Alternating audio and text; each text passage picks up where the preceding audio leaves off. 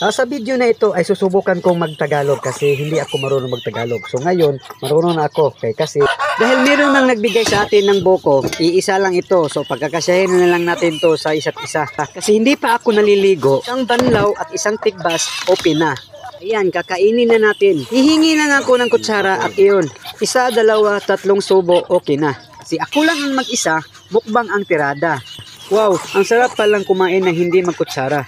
Na ng aking panayam, may isang ibon na hindi ko alam kung sino ang kanyang napanayam. Sa gitna ng usapan, unti-unti akong natauhan. Dahil may mabuti kang kalooban, i-follow na lang, mag-react ka sa video na to dahil panalo ka sa puso ko. Kung nagustuhan mo man ang video ito, at sana naman hindi ka magsawa sa pagmumukha kong ito.